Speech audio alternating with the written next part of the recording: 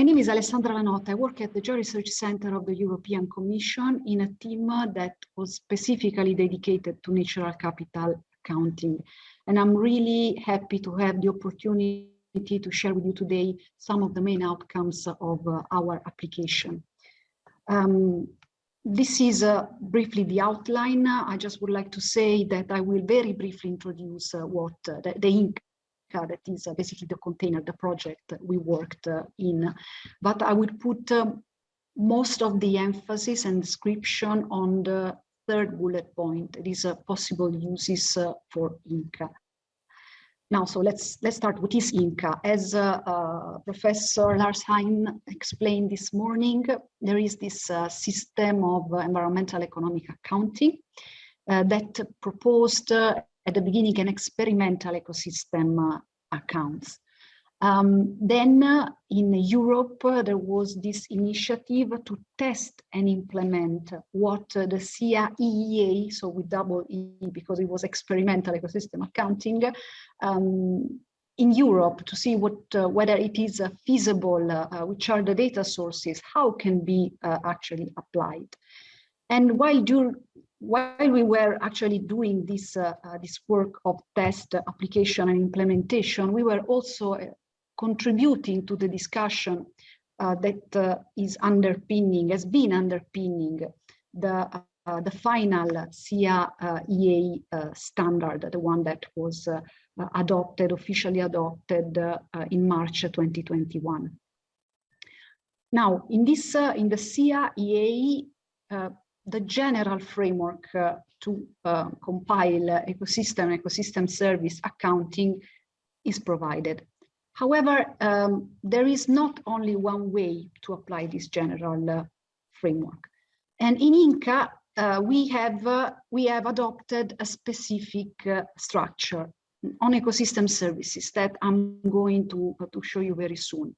But before doing that, I just would like to briefly present you which were the outcome of INCA, because all the results that were assessed are now available on an INCA platform where data, tables, maps can be downloaded, and then we produce technical reports where the technical explanation of all modeling approaches is reported. And then there are also, I would say, more narrative, descriptive reports that basically are less technical, but more focused on explaining what is the content in the beginning of these results. Now, coming back to the INCA structure, let's say starting from the biophysical assessment, in INCA, we start from the idea that there is first an ecological supply. So whatever ecosystem can provide independently whether they are used or not. So this is the assessment of ecosystem and their services, but without, I would say, the use element yet. Because in order to assess what is effectively and actually used, we need the other side, the socioeconomic needs. And it is from the interaction between the ecological supply and the socioeconomic needs that the ecosystem service flow is assessed. And this is actually what is then reported in the accounting module that characterize ecosystem services, that are the supply and use table. So in the supply table, we know which are the ecosystem type that provides the services. In the use table, we are able to allocate these services to the different economic units that can be economic sector, but also households and government. And in the case of INCA, we also had the global society as user. So just to provide an example, for crop pollination as an ecosystem supply, we have all the habitats that are suitable for their ecological feature to host wild pollinators. The socioeconomic needs are represented in this case by the pollinator-dependent crops. So not all crops, but just the one that really depends on pollinators. From this interaction, we are able to assess the match. So whether the pollination service is supplied where it is needed. However, with this kind of structure, we are able not only to assess the match, but also the mismatch. But this is not reported in official supply and use table. This is a sort of complementary information.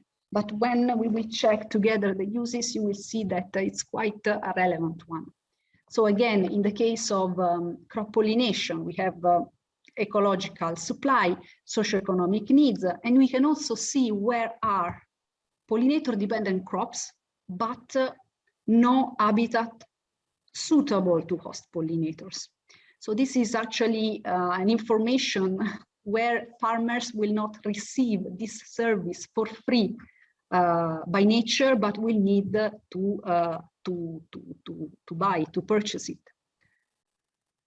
Okay, now let's go directly to a list of questions that this kind of information can answer. First of all, first question, let's start with the easy one. Which are the ecosystems that provides more services? Which are the economic units that receive more services? How is the trend of ecosystem services? Where are the main providers of services for global society?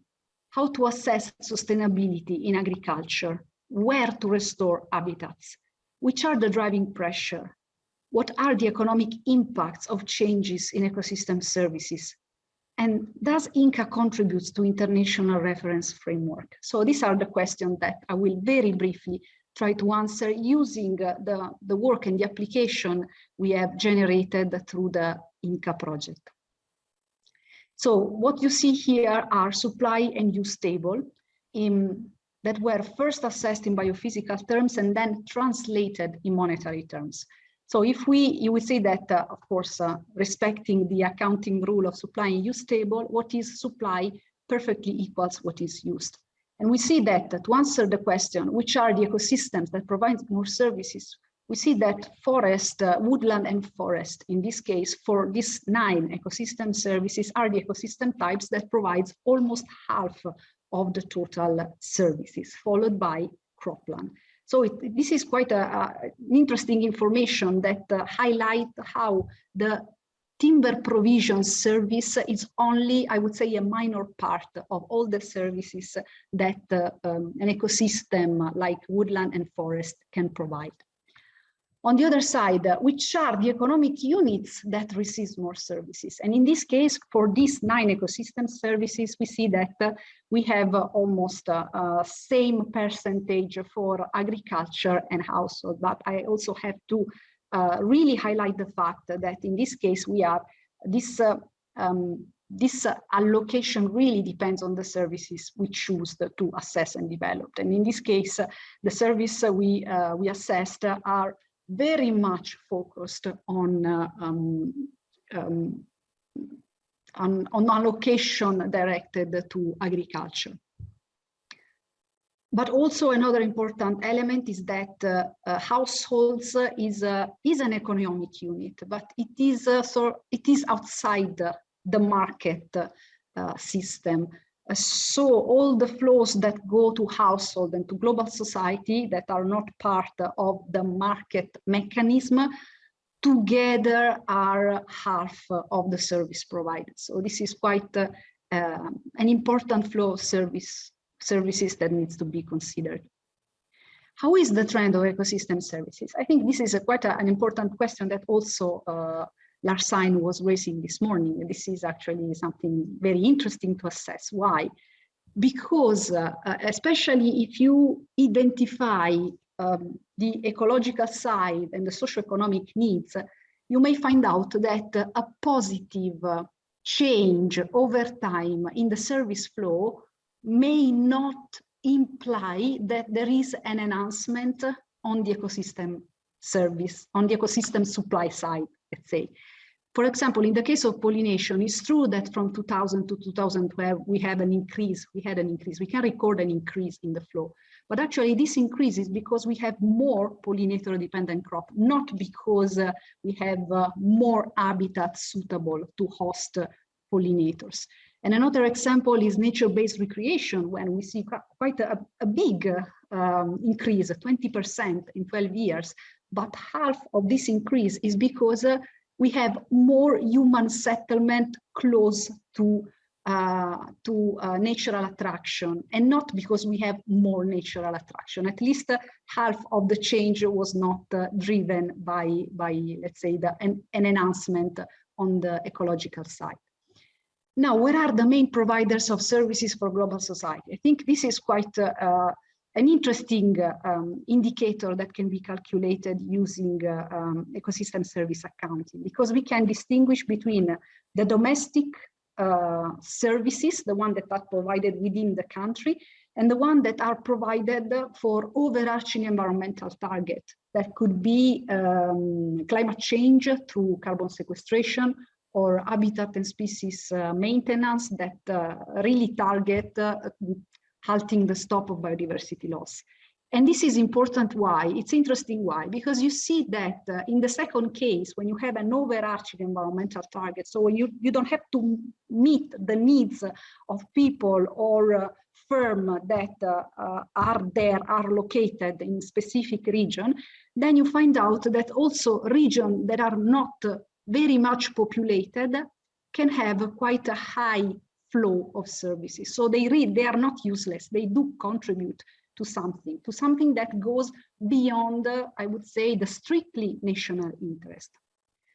How to assess sustainability in agriculture? To answer this question, it's better to start from this map that basically is, let's say, the ecosystem contribution to agriculture.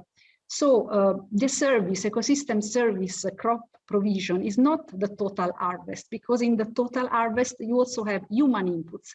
So through an emergy approach, we manage to disentangle the ecosystem contribution. So when you see red, it means that there is almost no ecosystem contribution. That is a highly mechanized agricultural system. So human inputs like machinery, fuel, fertilizer. While when you see the green, it means that you have more extensive agriculture, organic farming.